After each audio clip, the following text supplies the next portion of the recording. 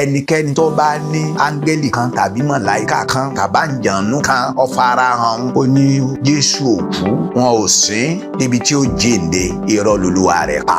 Irọ́ pátápátá gbà, irọ́ pátápátá gbà. Òtítọ́ tó dájú ni tí Sátánì fúnra ẹ̀ mọ̀, wọ́n mọ̀ lọ́rùn àpáàdì.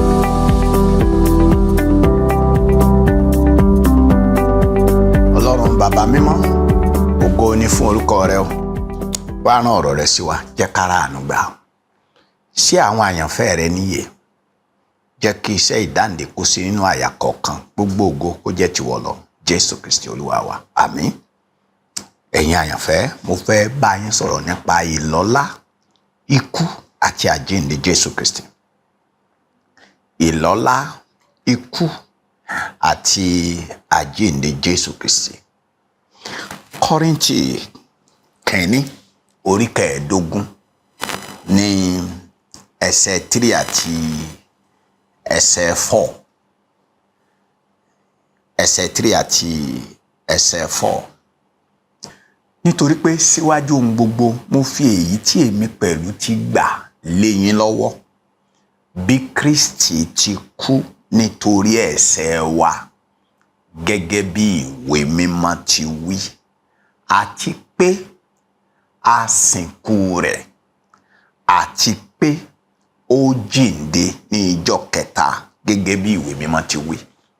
Ẹ jẹ́ á dá dúró mẹ́ kí Olúwa kó fi ìbùkún sí ọ̀rọ̀ rẹ̀ nínú àyà gbogbo wa lórúkọ Jésù Kristi. Ní ẹ̀ẹ̀kan sí, ẹ jẹ́ kí n jẹ́ kó yé yín wípé ọ̀rọ̀ ìyìn rere ìgbàlà, ọ̀rọ̀ ìyìn rere tí ìjọba Ọlọ́run òun lè à ń wàásù rẹ̀ fún yín. Mo ti sọ fún yín rí wípé àdàmọ̀dì ìyìn rere wà. Mo ti sọ fún yín rí wípé ẹ̀mí mìíràn wà tí kìí ṣe ẹ̀mí mímọ́. Bẹ́ẹ̀ gẹ́gẹ́ mo ti jẹ́ kó yé yín rí wípé Jésù míì wà tí kìí ṣe Kristi. Aláwọn Jésù ránunránun tí wọn kìí ṣe Kristi òtítọ́.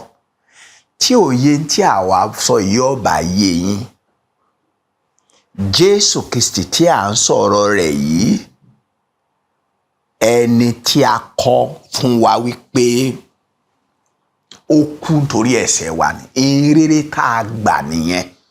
Jésù kú, a sìn, ó sì jíǹde. Tí ẹlòmíràn bá ń sọ nǹkan mìíràn nípa èyí, Olúwa rẹ̀ ń wàásù ìrere mìíràn ni. Ẹ dẹ̀ wá gbọ́ kí ni Olúwa sọ nípa àwọn tó ń wàásù ìrere mìíràn. Ẹ tẹ̀lé mi ká lọ sínú ìwé Episteli Galatia orí 1. Ẹ jẹ́ mú láti ẹsẹ̀ 7 sí ẹsẹ̀ 10. Galatia orí 1 ẹsẹ̀ 7. Ó ní èyí tí kìí ṣe òmíràn, bó tilẹ̀ ṣe pé àwọn kan wà tí ń yọ yín lẹ́nu, tí wọ́n sì ń fẹ́ yí ìrere Kristi padà. Àwọn àdàlù ìrere ti kún gbòòrò ayé kó sì ṣẹ̀ṣẹ̀ bẹ̀rẹ̀. Àwọn àpọ́stélì Kristi náà wọ́n kanjú oró sí àwọn ikọ̀ èṣù tí wọ́n múra kankan láti jẹ́ alákatakítí nínú ẹ̀sìn, láti máa fi ẹlòmíràn pé Jésù tí à ń sọ yìí. Ṣùgbọ́n bó bá ṣe àwa gangan ni ẹ gbọ́, tàbáńgẹ́lì kan ló tọ̀run wá ló bá wàásù ìrere mìíràn fún yín ju èyí tá a ti wàásù fún yín lọ, jẹ́ kí olúwa rẹ̀ ó di ẹni ìfibú.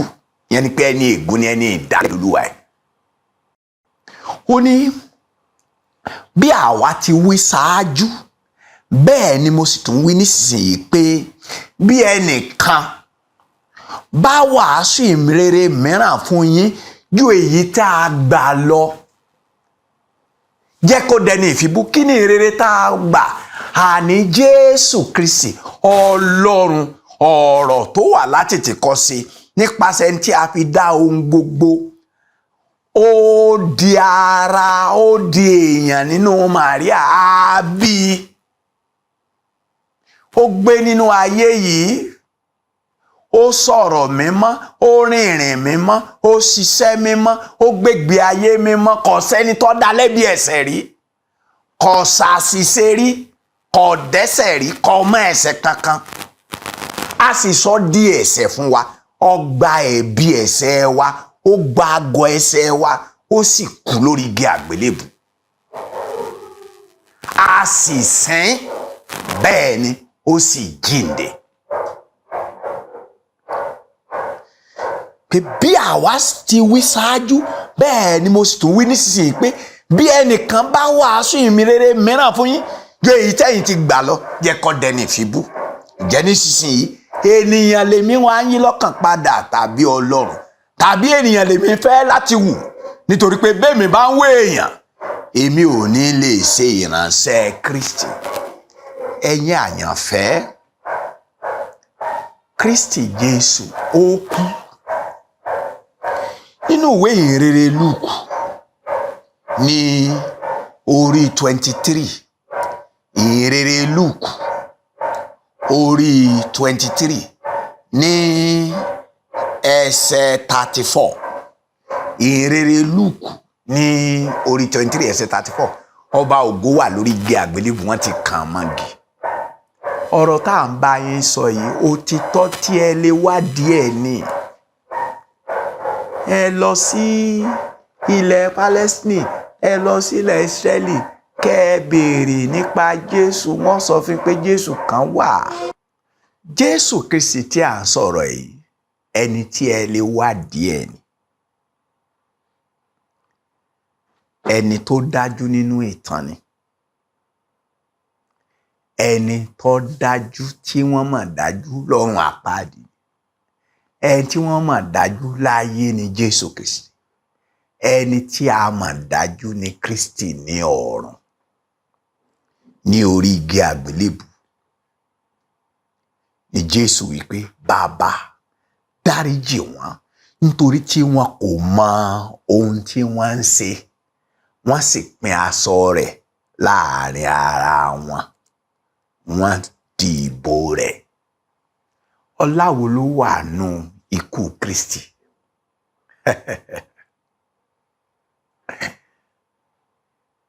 Jésù, ikú Jésù ò ṣèèṣì, kì í sì ṣàkóbá, kì í sì ṣàgbákò, kì í sì kọ́kàgbákò kú.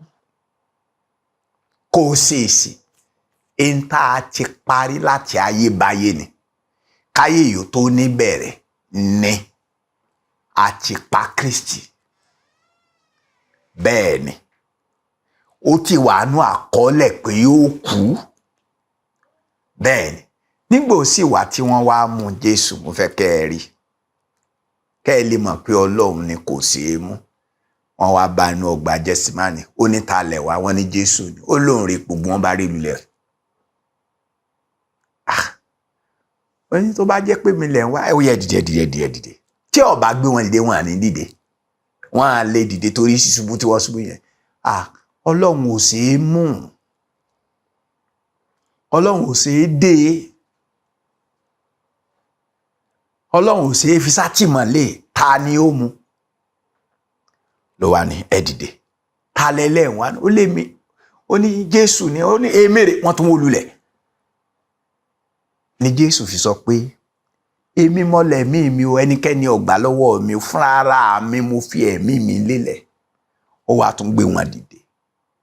Ohun tó bá jẹ́ èmi lẹ̀ ń wá, ẹ jẹ́ káwọn ọmọ ẹ̀yìn mi yọ máa lọ. Ó dẹ̀ fi ara ẹ̀ lé wọn lọ́wọ́. Nígbà ó fi ara ẹ̀ lé wọn lọ́wọ́, náà lè máa gbá lójú, wọ́n lè máa tutọ́ sí lára, wọ́n lè máa kàn lábùkù. Gbogbo nǹkan tá à ń sì ṣe sí yẹn láti kọ sínú ìwé mímọ́ pé yóò ṣẹlẹ̀ sí. Kò ṣeéṣì. Bẹ́ẹ̀ ni, kò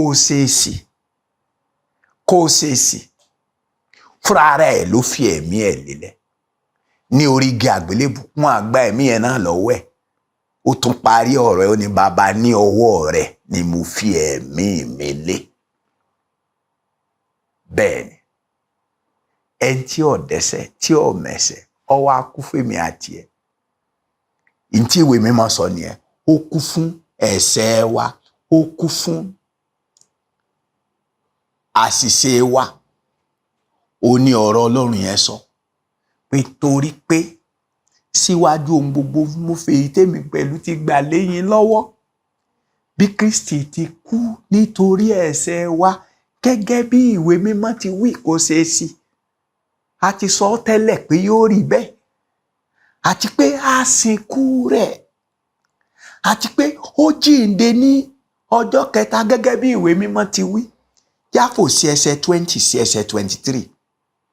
Ǹjẹ́ nísinsìnyí Kristi ti jíǹde kúrò nínú òkú, ó sì di àkọ́bí nínú àwọn tó sùn. Yẹn ni pé ẹnìkan tí kú pa tó jíǹde tí ò sì ní kú mọ́, tí ò sì kú mọ́, ó ní Jésù Kristi. Nítorí nígbà tí ó ṣe pé nípa èèyàn ni ikú ti wá, nípa èèyàn làjíǹde nínú òkú sì ti wá pẹ̀lú. Nítorí bí gbogbo èèyàn ti kú nínú Ádámù, bẹ́ẹ̀ ni a ó sì sọ gbogbo èèyàn di alààyè nínú Kristi. Ṣùgbọ́n olúkúlùkù èèyàn nípa tirẹ̀, Kristi àkọ́bí. Lẹ́yìn èyí, àwọn tí ń ṣe Kristi ní bíbọ̀ rẹ̀. Kristi ni àkọ́bí nínú òkú, yẹn ni ẹni àkọ́kọ́ tó jíǹde. Àwa yìí torí pé òun jíǹde, àwa náà yóò jíǹde. Àwa náà yóò jíǹde. Nítorí pé ó wá kú, torí pé ó wá jíǹde yìí, ni ló fi di ọlọ́lá jùlọ. Ní ìwé Kólósè orí 1. Kólósè orí 1 ẹsẹ̀ 18 tí mo kà lọ́jọ́ sí, jẹ́ àtúntún kà. Kólósè orí 1 ẹsẹ̀ 18. Gbọ́ ọ̀rọ̀ Ọlọ́run, gbọ́ ọ̀rọ̀ Ọlọ́run. Ìwé mímọ́ pé òun sì jẹ́ orí fún ara. Èyí ni níjọ, ẹni tí í ṣe ìpilẹ̀ṣẹ̀, àkọ́bí láti inú òkú wá, pé nínú ohun gbogbo kò ń lè ní ipò tó ga jùlọ. Àkọ́bí nínú àwọn òkú, yẹn ni pé ẹni àkọ́kọ́ tó kú tó jíǹde. Àwọn kan náà kú nínú Bíbélì tí wọ́n jíǹde, ṣùgbọ́n wọ́n tún padà kú. Àwọn kan wà nínú ìtàn ìjọ tó kú ni wọ́n tá àwọn ìránṣẹ́ Ọlọ́run, àwọn ọmọ Ọlọ́run sọ wọ́n dá láàyè. Gbogbo àwọn òkú tó jíǹde nípa ìwàásù ìhìnrere àti nípa iṣẹ́ ìránṣẹ́ àwọn àyànfẹ́, iṣẹ́ ìránṣẹ́ atáyéṣe, wọ́n tún padà kú. Ìwọ tó ń gbọ́ mi tó bá jẹ́ pé o ti kú rí, tó jẹ́ pé agbára tí ó mẹ́nu orúkọ Jésù ló jí ẹ dìde, wàá tún padà kú. Ẹnìkan tó kú tí ò ní kú mọ́ láéláé tó sì yẹ, ó ní Jésù Kristi. Bẹ́ẹ̀ ni àjíǹde tí ẹ̀yẹn ló sì ń sọ dájúdájú pé àwa náà ó jíǹde. Ẹ̀yin àyànfẹ́, èyí ni ìrere Jésù Kristi. Jésù Kristi ó wá sáyé, ó kú fún ẹ̀ṣẹ̀ wa, a sìn. Má gbà tí ẹlòmíín bá sọ fún ẹ gbọ́. Má gbà. Ẹnikẹ́ni tó bá ní áńgẹ́lì kan tàbí màláíkà kan kàbáǹjànú kan ó farahàn, ó ní Jésù ò kú, wọn ò sìn débi tí ó jíǹde, irọ́ lolúwa rẹ̀ pa. Irọ́ pátápátá gbà. Irọ́ pátápátá gbà ni. Òtítọ́ tó dájú ni tí Sátánì fúnra ara ẹ̀ mọ̀, wọ́n mọ̀ lọ́rùn àpáàdì. Òtítọ́ tó dájú ni ní orí èpẹ̀ ìtawà yìí. Òtítọ́ tó dájú ni ní ọ̀run pé Jésù Kristi kú, ó sì jíǹde. Jẹ́ á parí ẹ̀ sí ohun tí ọba ògo fúnra ara ẹ̀ sọ nínú ìwé Ìfihàn ní orí 1 ní ẹsẹ̀ 18. Jẹ́ á gbọ́ nínú ìwé Ìfihàn orí 1 ẹsẹ̀ 18. Jésù ní èmi ni ẹni tó ń bẹ láàyè tí ó sì ti kú. Jòhánù ò nílò ohun tí Jésù ń sọ, ìtorí tiwa ni Jésù fi ń sọ, torí pé Jésù sọ fún un pé kọ̀wé, mo ní nǹkan tí mo fẹ́ kó kọ̀wé, òun lọ sọ fún kọ̀wé ẹ̀. Ọ̀rọ̀ àjíǹde náà ni wọ́n ń ṣe àwọn ọmọ ẹ̀yìn léṣe lé lórí. Ọ̀rọ̀ àjíǹde pé Jésù kú, Jésù jíǹde, òun náà là ń ṣe níbi ní sáwọn ọmọ ẹ̀yìn Kristi sí. Ọ̀rọ̀ àjíǹde yìí náà ló gbé Jòhánù di ẹni erékùṣù Pátìmọ́. Ó ní kọ̀wé, torí èmi àti ẹni Jésù fi ń sọ̀rọ̀ pé mo kú, sì kíyèsí èmi sì ń bẹ láàyè sí títí láì. Àmín. mo sì ní kọ́kọ́rọ́ ikú àti ipò òkú. Jẹ́ a gbàdúrà. Bàbá mímọ́, ògo ní forúkọ rẹ o. Gbogbo àwọn tó ń gbọ́rọ̀ yìí, ẹ̀mí mímọ́ fòye ẹ̀ṣẹ̀ yé wọn, fi òye Kristi yé wọn, ká ìmọ́lẹ̀ Kristi sínú ọkàn wọn. Wọ́n wá sí ipò ìtẹríba àti kan sápásánṣẹ́ fún Jésù Kristi. Kí wọ́n gbà á ní Olúwa, kí wọ́n gbà á pé lóòótọ́ ni ọba ògo kú, lóòótọ́ ló lásín, lóòótọ́ ló sì jíǹde tó sì gòkèrè ọ̀run. Ó fúnra ara ẹ̀ ní lóòótọ́ mo ti kú rí, ṣùgbọ́n mo wà láàyè, mi ò sì ní kú mọ́ láéláé. Mo wá ní kọ́kọ́rọ́ ikú àti ipò òkú lọ́wọ́. Káwọn èèyàn wọ̀nyí wọ́n bá di ẹni tí wọ́n ráre nínú iná àìnípẹ̀kun.